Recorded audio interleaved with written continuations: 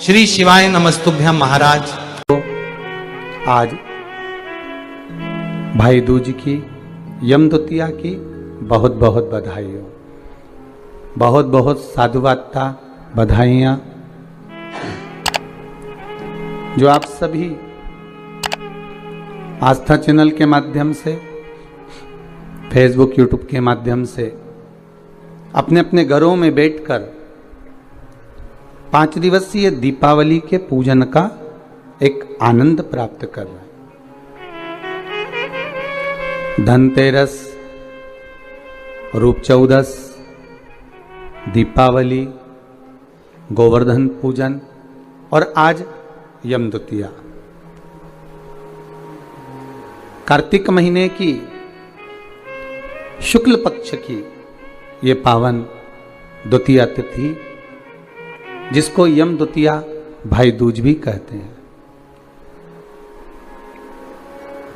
हिंदू धर्म के अनुसार बहन और भाई के प्रेम की उदारता को प्रकट करने वाली, वात्सल्यता को प्रकट करने वाली, प्रेम को दर्शाने वाले 2 त्योहार हिंदू धर्म में बहन और भाई के लिए प्रबल हैं महाराज।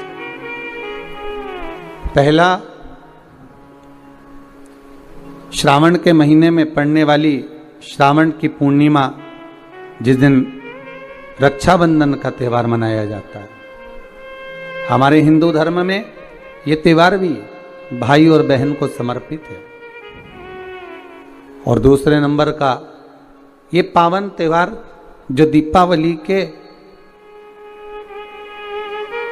गोवर्धन पूजन के बाद में दीपावली के दूसरे दिवस में मनाया जाता है, द्वितीय दिवस में मनाया जाता है, जिसको यम द्वितीया कहते हैं, जो यम की कैद से छुड़ाने वाली है। बहन और भाई का संबंध क्या है? केवल एक यमुना मैया और यमराज से ही हमें सीखना नहीं है, हमें भगवान ओघड़दानी, त्रिकालदर्शी, कैलाशी शिव और माता क्षिप्रिया से भी सीखना है।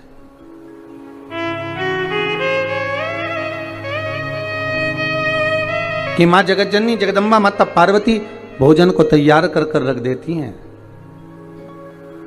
और भगवान शंकर की बहन क्षिप्रिया जी आती हैं और उस भोजन को ले जाकर नंदीवर को, श्रृंगीवर को, भृंगी को, आदिकादिक को ले जाकर खिला देती हैं। अर्थात इसका मतलब ये नहीं है कि केवल ननंद भाभी को कष्ट दे रही है या ननंद भाभी को त्राण दे रही है या परेशान कर रही है, उसका मतलब ये नहीं है। उसका मतलब ये है कि हमारी भाभी अगर ननंद कोई शब्द कहती है, ननंद अगर कोई ताना देती है, ननंद अगर कोई कृत्य करती है, तो वो भाभी को बल प्रदान कर रही है कि हमारी भाभी में कितना बल है, कितनी प्रबलता है, कितनी प्रखरता है, कि वो किस कार्य में माता जगतजननी जगदम्बा माता पार्वती भोजन बनाकर रखती और माता क्षिप्रिया आती और भोजन ले जाकर नंदी को दे देती। माँ फिर तैयार करके रखती, आती और भृंगी को दे देती। माँ फिर भोजन तैयार करती, वो उठाती और श्रृंगी को दे देती। वो बारंबार भोजन बना रही हैं और बार बार माता क्षिप्रिया आकर उसको उठाकर नंदी, भृंगी, श्रृंगी को दे देती है। अर्थात इसमें परीक्षा नहीं है, इसमें माता पार्वती को बल प्रदान करना। अगर हमारे जीवन में थोड़ा सा कष्ट आता है, थोड़ी सी तकलीफ आती है, थोड़ा सा रोग आता है, थोड़ी सी बीमारी आती है, थोड़ा सा दुख आता है, तो ये ना समझिएगा कि ये हमको परेशान करने के लिए आया है। वो दुख, वो तकलीफ, वो कष्ट, वो रोग, वो बीमारी, जो भी हमारे जीवन में दुख आया है, वो हमको कुछ बल प्रदान करने के लिए आया है, हमें कुछ सिखाने के लिए आया है।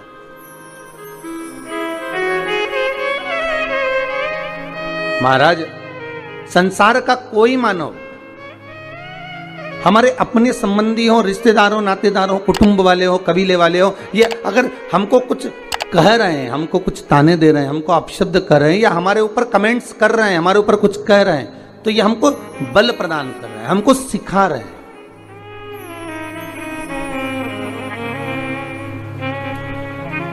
साइकिल चलाने वाला एक बच्चा बार बार गिरता है, फिर उठता है, फिर गिरता है, फिर उठता है, फिर गिरता है।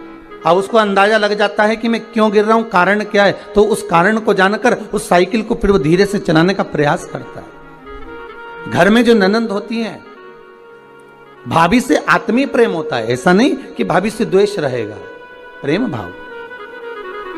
वो भी चाहती हैं कि इनमें बल प्राप्त हो, इनको बल प्राप्त हो, जिससे ये आने वाले समय को एक सम्मुख में चुनौती के रूप में लेकर चलें, बल प्राप्त।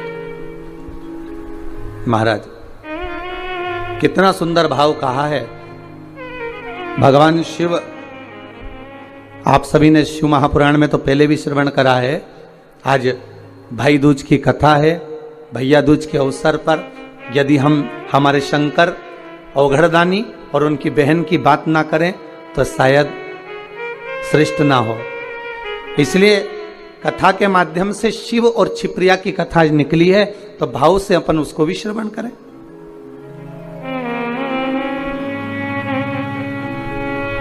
दूषण नाम के राक्षस ने जब चारों तरफ उपद्रव मचा दिया उज्जैनी में, और उस अवंतिकापुरी में, उस उज्जैनी में जब चारों तरफ उपद्रव मच गया, जहां तहां चारों तरफ ब्राह्मणों के बच्चों को लेता और दूषण नाम का राक्षस निचोड़ निचोड़ कर पीने लगा रक्त को।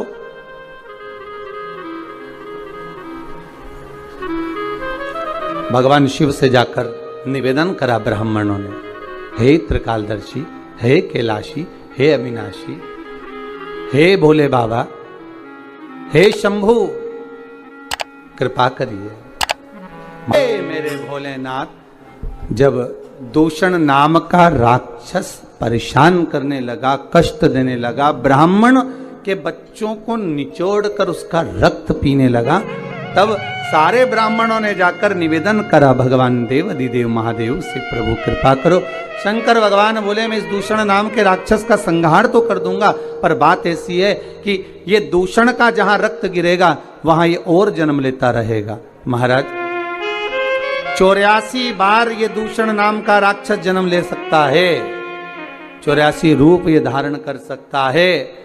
अगर मेरी बहन छिप्रिया आए, जल के वेग में आए और जहां इसका रक्त गिरे वहां पर जल के वेग से धो दे, तो फिर इसका अवतार नहीं होगा, ये जन्म नहीं लेगा। ठीक है महाराज। माता छिप्रिया से जाकर सारे ब्राह्मणों ने निवेदन करा, हे मां छिप्रा, हे छिप्रिया, कृपा करिए। जब दूषण नाम के राक्षस का संहार करने के लिए मेरे देवाधिदेव महादेव जब पधारे, उस समय पर आप आना मां, और उस दूषण नाम के राक्षस का जहां रक्त गिरे वहां उसको जल से धो देना मां। ठीक है। छिप्रिया जी राजी हो गई, अपने भाई के लिए आने के लिए तैयार हो गई। यही होती है बहन, यही होता है भाई। पहले भी कथा में कहा है, आज फिर कहते हैं, केवल मस्तक पर भाई दूज का तिलक लगा लेने से बहन की रक्षा का भार नहीं बढ़ गया। जिस दिन आप एक माता के गर्भ से जन्मे हो, जिस दिन माता के गर्भ से जन्म लिया है आपने, और उसी माता के गर्भ से अगर आपके घर में एक बहन का जन्म हुआ है, बेटी का जन्म हुआ है, उस दिन से रक्षा का भार आपके ऊपर बढ़ चुका है, रक्षा का भार बढ़ चुका है। महाराज दूषण नाम के राक्षस को मारने के लिए मेरे देवाधिदेव महादेव आए, संहार करा, रक्त गिरा। जैसे ही रक्त गिरा, उस रक्त के गिरते गिरते गिरते गिरते 84 रूप उस दूषण नाम के राक्षस ने ले लिए। तब भगवान देवाधिदेव महादेव क्या करें, भगवान शंकर उसी समय पर देख रहे थे कि कैसे मार सकता हूं, और मां छिप्रा ने आकर, मां छिप्रिया ने आकर जल के रूप में अपने भाई के 84 रूप बना दिए। और 84 रूप भगवान देवाधिदेव महादेव के, महाकाल राजा के जब हो गए, 84 रूप धारण कर कर उस दूषण नाम के राक्षस का संहार कर दिया। दूषण नाम के राक्षस का संहार करा, काल बनकर मेरे भगवान शिव पधारे, तो उनका नाम काल पड़ गया। बोल महाकालेश्वर भगवान की जय। माता छिप्रिया जल के रूप में बहने लगी, जिनका नाम छिप्रा हो गया।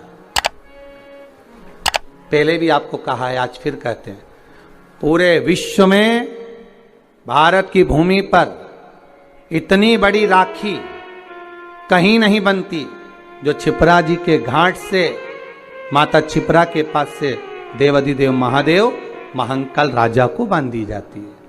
महाकाल बाबा को मां छिप्रा की ओर से, मां छिप्रिया की ओर से बांधी जाती है। महाराज, ऐसा बहन और भाई का संबंध होता है। केवल एक ये नहीं कि बहन ने अगर कुछ मांग लिया और भाई ने कुछ दे दिया, वहीं तक का संबंध है। तिलक लगवाया और 100-500 का लिफाफा दे दिया, वहीं तक का संबंध है। नहीं नहीं, इस दूज का नाम है यम द्वितीया।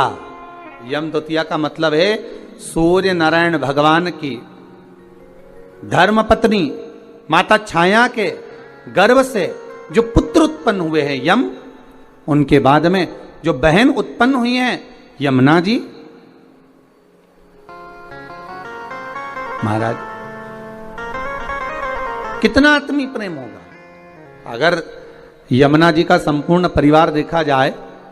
यमराज शनि महाराज, यमुना जी, ताप्ती, कितना कितना सुंदर परिवार है।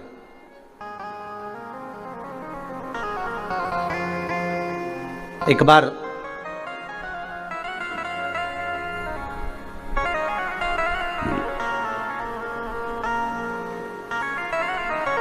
एक मुखिया जी ठाकुर जी की सेवा में लगे हुए थे और ठाकुर जी की सेवा में लगे लगे मुखिया जी भगवान से रोज लाड़ लड़ाते, ठाकुर जी का रोज श्रृंगार करते, ठाकुर जी को नए नए वस्त्र आभूषण धराते, सुंदर सामग्री सिद्ध करके भगवान को सामग्री धरा देते, बड़ा सुंदर साज सजाते। एक बार मुखिया जी की ग्रह दशा पर 7.5 आ गया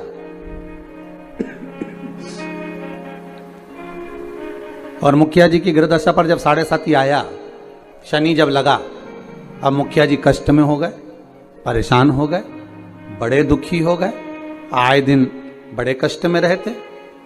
एक दिन मुखिया जी की आंखों में जब जल भर गया, नैनों में जल भर गया, तब श्री ठाकुर जी महाराज स्वयं प्रकट होकर पूछे, क्यों मुखिया जी आज आपके नैनों में जल भरा हुआ है, बात क्या है?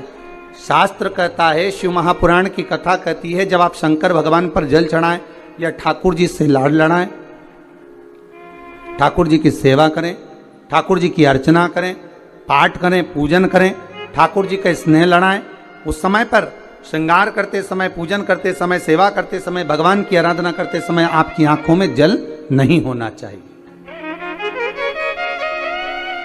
भगवान की अर्चना करते समय जल क्यों आए, किस लिए?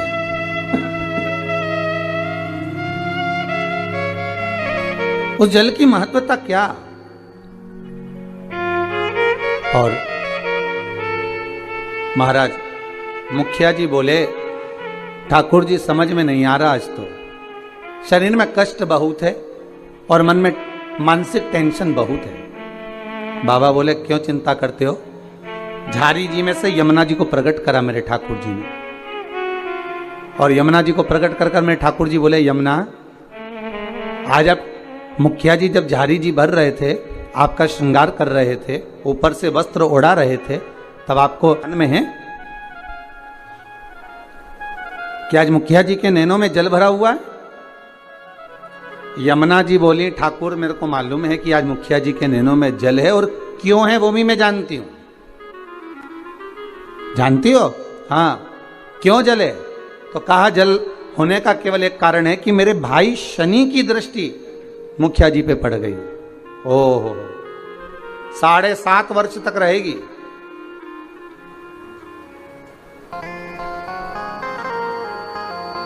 भगवान कृष्ण बोले, यमुना अगर शनि महाराज आपके भाई हैं,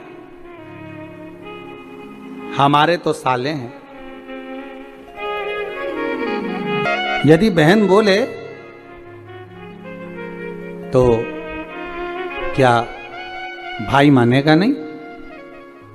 बोलो प्रभु क्या चाहते हो, बस जाओ और शनि महाराज से कहो जो ठाकुर जी से लाड लड़ाए, जो भगवान की सेवा में डूबा रहे, जो भगवान की भक्ति में सदा डूबा रहे, उस पर कभी न 7.5 लगे न ढैया लगे। शनि की कुदृष्टि उस जीव पर नहीं पड़ना चाहिए।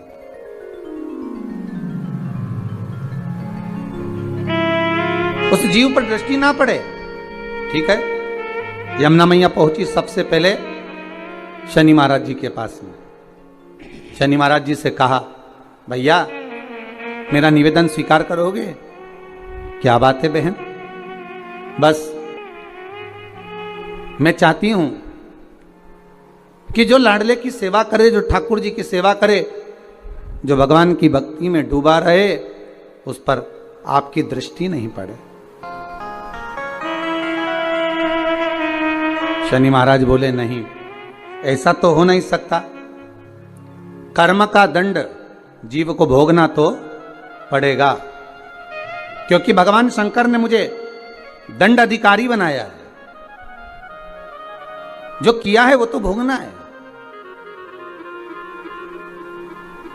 चाहे वो संसार का कोई जीव क्यों ना हो। आपको पहले भी कथा में कहा, किसी से मत डरो पर अपने कर्म से जरूर डरो, क्योंकि कर्म का भोग तो परमात्मा को भी भोगना पड़ता है। महाराज, मानव का यदि शरीर मिला हो तो अपना कर्म श्रेष्ठ करते हुए चलो, श्रेष्ठ कर्म करिए। महाराज, शनि महाराज ने कहा, ये नहीं हो सकता, ये हो ही नहीं सकता।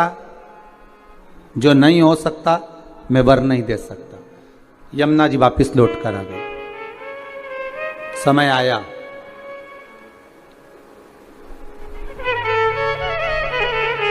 कार्तिक का महीना था। यमुना जी इससे पहले शनि महाराज के पास बारंबार जा चुकी हैं। यमराज के पास भी यमुना जी कई बार जा चुकी है, बार बार विनती कर चुकी है, पर मानते ही नहीं।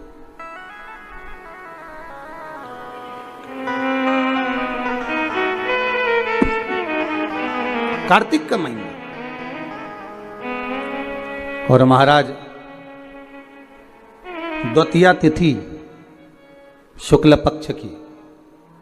आज यमुना जी ने बड़ा सुंदर श्रृंगार किया है महाराज, बड़ा सुंदर श्रृंगार। महाराज, क्या साज सजाया है मेरी माँ ने। मस्तक पर बोर, कानों में कुंडल, गले में हरवा, हाथों में चुड़ला, सुंदर लहंगा चोली चूंदड़ी मां धारण करी। बड़ा सुंदर श्रृंगार किया। और आज मां यमुना जो जा रही है ना, सारे वैष्णवों को पार करने जा रही है। आज यमुना मैया बड़ा सुंदर श्रृंगार कर कर जा रही है, बड़ा सुंदर श्रृंगार। जिस दिन बहन भाई के घर पर जाए या भाई बहन के घर पर आए, उस दिन बहन के चेहरे की चमक ही दूसरी रहती है। हम भाइयों के चेहरे की चमक तो नहीं कह सकते, पर बहनों के चेहरे की चमक कह सकते हैं कि बहन मायके आए या भाई बहन के घर जाए, इन दोनों में बहन के चेहरे की चमक ही दूसरी होती है। और केवल एक बात याद रखिएगा, यमुना मैया केवल अपने कार्य के लिए नहीं जा रही हैं यमराज के पास में, शनि महाराज के पास में। यमुना मैया केवल अपने कार्य के लिए नहीं, कई वैष्णव केवल अपने कार्य के लिए यमुना जी नहीं जा रही। यमुना जी जा रही हैं संपूर्ण भूमंडल के उद्धार के लिए। सारे देवी देवता के चरणों का दर्शन अगर आप करेंगे तो सबके चरण एक साथ दर्शन होंगे, पर यमुना जी के चरण का यदि आप कभी दर्शन करेंगे तो यमुना जी का चरण एक आगे एक पीछे है। क्यों? क्योंकि यमुना हर पल, हर घड़ी, हर क्षण दौड़ती हुई नजर आ रही है वैष्णवों को जोड़ने के लिए, भक्तों को जोड़ने के लिए।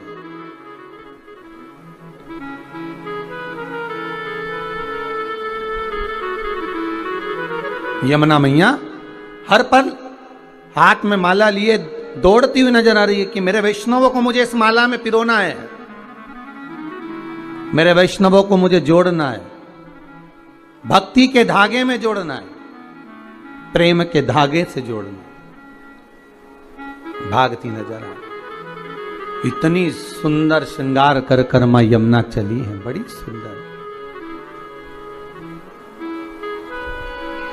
महाराज जब बड़ा सुंदर श्रृंगार कर कर पटरानी यमुना जी चली, बीच मार्ग में भगवान कृष्ण मिल गए, मेरे ठाकुर जी प्राप्त हुए।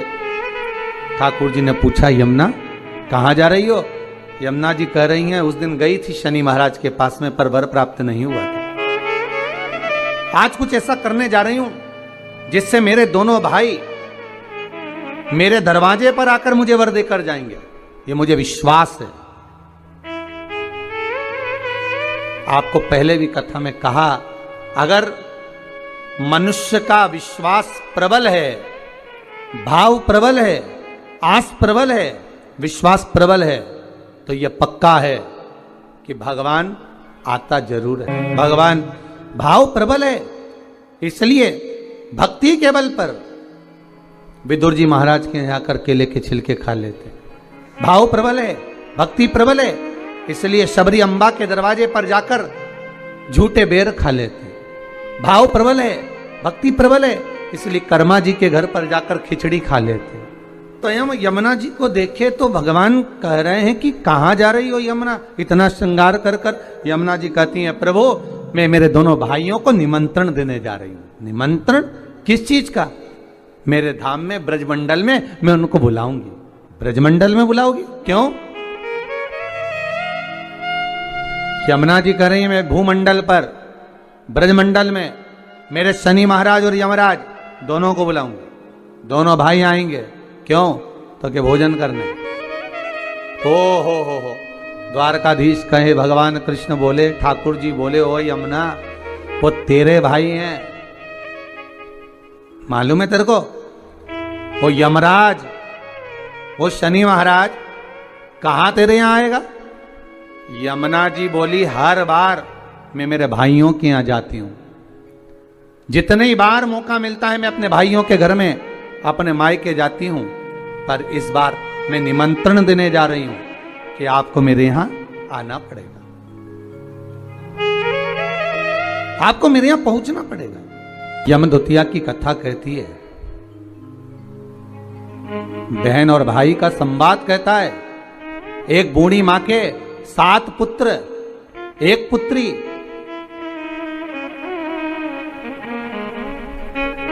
और श्राप लगा था उस बूढ़ी मां के यहां कि तेरे घर में जितने बेटे हैं इनका जब विवाह होगा तो इनको सांप डसेगा, इसको मरना पड़ेगा। बहन बड़ी दुखी है।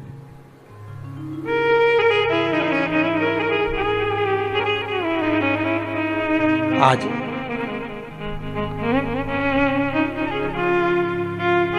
6 भाइयों को सांप डस चुका था। 6 भाभियां विधवा हो चुकी थी, वैधव्य हो गई थी। केवल एक भाई बचा। मां ने कहा बेटा बहन के घर चले जाओ, दूज का तिलक लगवा कर आओ। जाओ। भाई जाए। बहन को सूचना मिली कि मेरा भाई आ रहा है और एक ही भाई बचा है, अब तो शादी होती है सांप डस लेता है, क्या करूं? भाई का आदर करा, सत्कार करा, सम्मान करा। भाई गया, बहन प्रसन्न हुई, पर चिंता एक ही व्याप रही थी कि एक भाई बचा है और उसको भी सांप डसेगा विवाह में। आया समय, शादी पक्की हो गई, विवाह पक्का हो गया, पर मां को भी चिंता और बहन को भी चिंता कि सांप आएगा और उसको डसेगा शादी में। बस विवाह होकर आती है बहू और सांप डस लेता। बहन के मन में जब भाव प्रकट हो गया तो विवाह का दोष मिटाया कैसे जाए। मन में आ गया, एक काम करती हूं, जहां मेरा भाई जाएगा, भाई का जहां पूजन होगा उस जगह पर सबसे पहले पूजन बहन का होगा। बहन भाई का स्वरूप धारण कर कर चली, जहां भाई को खड़ा करते बहन वहां खड़ी हो जाती। बारात चलते चलते पीपल के पेड़ के नीचे रुकी तो भाई से कह दिया धूप में खड़े हो जा, मैं बैठूंगी इस पीपल के पेड़ के नीचे। लोगों ने कहा कहां धूप में दूल्हे राजा को खड़ा कर रही हो? नहीं नहीं नहीं, ये धूप में खड़ा होगा, छांव में मैं बैठूंगी। फेरे में भाई बैठा तो बहन कहती है पहले फेरे में मैं लूंगी, पहले फेरे में बैठूंगी। जितने कार्य होते गए बहन अग्रण्य रहती रही। समय आया जब बहू घर में आ गई, सर्प डसने के लिए घर में प्रवेश कर गया। आज भाई को हटाकर बहन उस स्थान पर बैठ गई जहां पर सर्प डसने आ रहा था। बहन को देखा, सर्प ने भी जान लिया कि आज अगर इस भाई को बचाने वाली है तो ये बहन ही है। भाई को बचाने वाली कोई दूसरी नहीं, यही बहन है। आज मां यमुना भगवान कृष्ण से कह रही है, अगर मैं मेरे भाइयों को निमंत्रण देने जाऊंगी, शनि महाराज और यमराज को निमंत्रण देने जाऊंगी, हर बार मैं जाती थी, अब की बार मैं केवल मिलने नहीं, मैं निमंत्रण देने जा रही हूं कि मेरे भाई आएंगे मेरे यहां। मुझे विश्वास है मेरा भाई पहुंचेगा मेरे यहां, ये मुझे भरोसा है। महाराज अगर विश्वास प्रबल है तो परमात्मा आता जरूर है। विश्वास प्रबल है, परमात्मा क्यों ना आएगा? आया। पहुंच गई यमुना मैया सीधे यम द्वार। श्री शिवाय नमस्तुभ्यम। सभी माताओं, बहनों और भक्तजनों से हाथ जोड़कर निवेदन है कि अगर आप इस वीडियो को YouTube पर देख रहे हैं तो इसे लाइक करें और हमारे चैनल को सब्सक्राइब करना न भूलें। भविष्य में आने वाले वीडियो की जानकारी के लिए बेल आइकॉन दबाएं। कमेंट बॉक्स में हर हर महादेव अवश्य लिखें और इस पुण्य के कार्य में अपने दोस्तों और परिवार को भी शामिल करें। इस वीडियो को उनके साथ शेयर करें ताकि वे भी इसे सुनकर लाभ उठा सकें। श्री शिवाय नमस्तुभ्यम। हर हर महादेव।